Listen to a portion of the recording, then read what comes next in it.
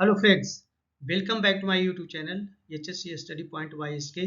आज हम बात करेंगे कंप्लीट फायर सेफ्टी के ऊपर, जिसमें जानेंगे सबसे पहले कि फायर डिफिनेशन क्या होता है, फायर ट्रायंगल क्या होता है, फायर टेट्राहेड्रन क्या है, फिर देखेंगे क्लासिफिकेशन ऑफ फायर क्या है, फिर देखेंगे टाइप्स कौन कौन से फायर एक्सटिंग्विशर का इस्तेमाल किया जाता है, फिर देखेंगे प्रिंसिपल ऑफ फायर एक्सटिंक्शन यानी आग बुझाने के कौन कौन से प्रिंसिपल हैं, फिर उसके बाद पास मेथड की बात करेंगे और लास्ट में देखेंगे फायर फाइटिंग इक्विपमेंट कौन कौन सा होता है जो डिफरेंट तरह के फायर आपको बुझाने के लिए काम आता है।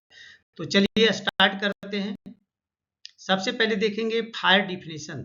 तो फायर डिफिनेशन क्या है, यहाँ पे आप देख रहे हैं फायर एलिमेंट्स जो होते हैं इसमें तीन होते हैं, ऑक्सीजन, हीट एंड फ्यूल। इन तीनों का होना आग प्रोड्यूस करने के लिए जरूरी है। तो ये तीनों का जो मेल होता है उसको हम लोग फायर ट्रायंगल के नाम से जानते हैं। लेकिन फायर ट्रायंगल अभी चेंज हुआ है और इसमें ऑक्सीजन, हीट एंड फ्यूल के अलावा एक चौथे चीज भी होते हैं, फोर्थ जो होता है एलिमेंट, उसका नाम है चेन रिएक्शन। तो चेन रिएक्शन का भी यहाँ पे होना जरूरी है, तो जिसके कारण इसका नाम अभी टेट्राहेड्रन ऑफ फायर कर दिया गया है। पहले फायर ट्रायंगल के नाम से जानते थे, अभी टेट्राहेड्रन ऑफ फायर के नाम से जानते हैं। तो चलिए देखते हैं सबसे पहले फायर का डिफिनेशन क्या है। Fire is a chemical reaction. Fire क्या है, केमिकल रिएक्शन है। किसके किसके बीच में, fuel and required amount of heat and oxygen. तो केमिकल रिएक्शन है, fire is a chemical chain reaction जिसमें कि फ्यूल, हीट एंड ऑक्सीजन के बीच में होता है और जो प्रोड्यूस हीट एंड लाइट करता है, और ये बाद में क्या करता है, हीट एंड लाइट को प्रोड्यूस करते हैं। जब भी आप कभी देखते होंगे आग जलता होगा तो उससे हीट भी निकलता है और लाइट भी निकलता है। तो ये क्लियर हो गया कि fire is a chemical reaction of fuel and required amount चाहिए हीट एंड ऑक्सीजन का, and it's produce heat and light. Four factor must be present at the same time in order to produce fire. तो four factor भी चाहिए। तो four factor वो क्या है, वो है केमिकल रिएक्शन, यानी कि यहाँ पे देख रहे हैं chain reaction, chemical chain reaction. तो ये है जो बहुत ही जरूरी है, इसका होना जरूरी है। अगर यहाँ पे हीट भी है, ऑक्सीजन भी और फ्यूल भी है, लेकिन अगर चेन रिएक्शन नहीं हो रहा है तो उस केस में यहाँ के फायर प्रोड्यूस नहीं होगा। तो फोर्थ पार्ट क्या है वो हमने अभी अभी आपको बता दिया। चलिए इसका डिटेल बताते हैं। फायर एलिमेंट क्या क्या है आपको पता है। फायर एलिमेंट में जो आता है, फ्यूल आता है।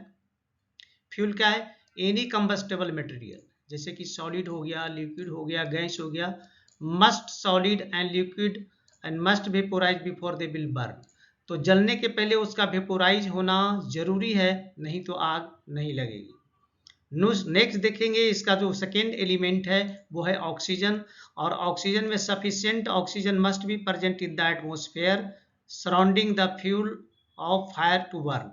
तो इसके लिए सफिशिएंट ऑक्सीजन का बर्न करने के लिए, फ्यूल को बर्न करने के लिए सफिशिएंट होना जरूरी है। और थर्ड है heat, sufficient heat energy must be applied to raise the fuel and its ignition temperature.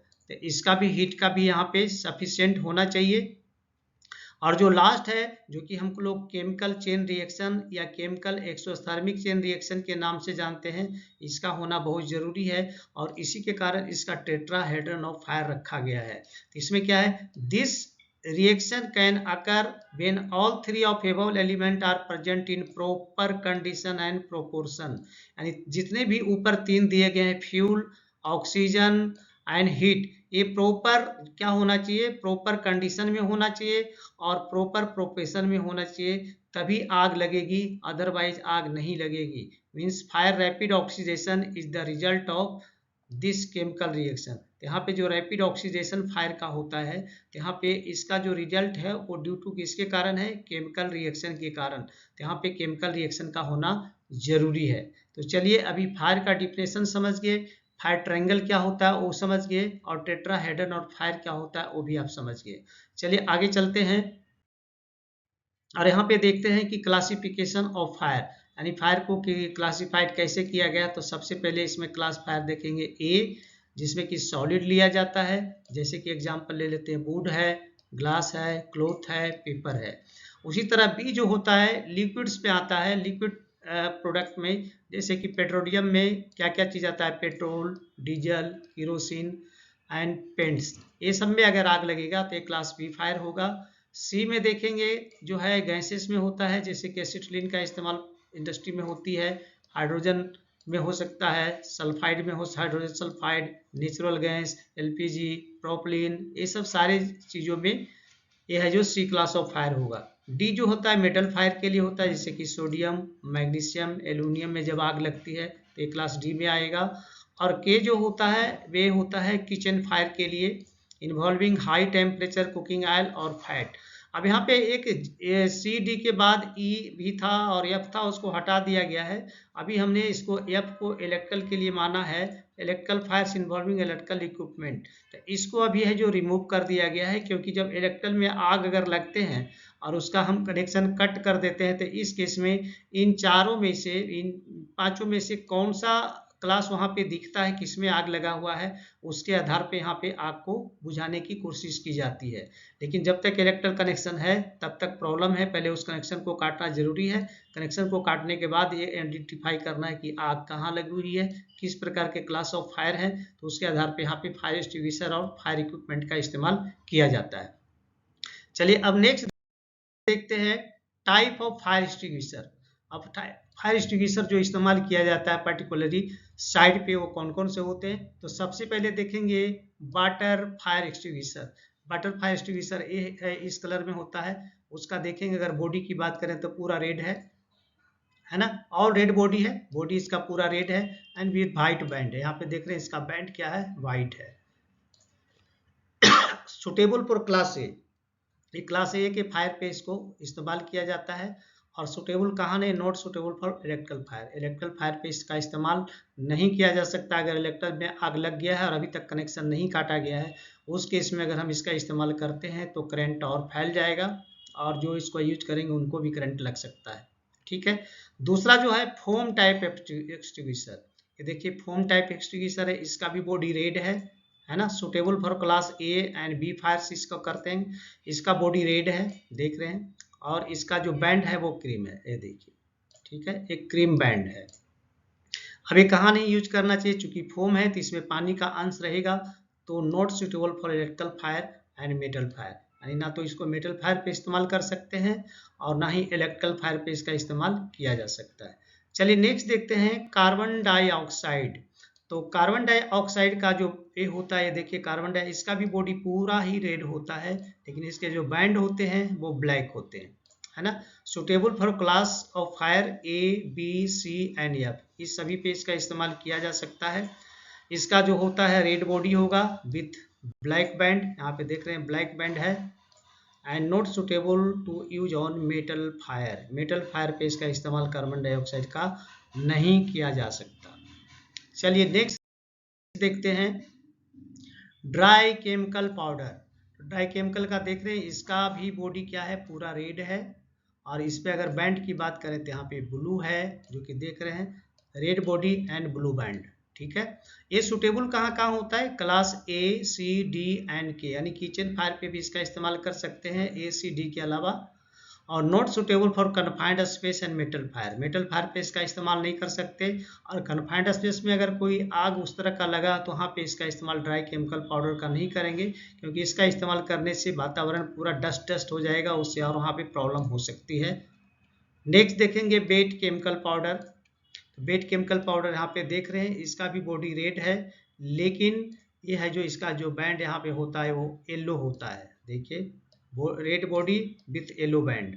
और इसका हम इस्तेमाल है जो class A fire and K, यानी कि किचन फायर पे कर सकते हैं। तो चलिए अभी टाइप्स ऑफ फायर एक्सटिंग्विशर हमने जान लिया। नेक्स्ट देखेंगे कि प्रिंसिपल ऑफ फायर एक्सटिंक्शन, आग को बुझाने के कौन कौन से प्रिंसिपल्स हैं। तो पहला प्रिंसिपल जो है वो है कूलिंग।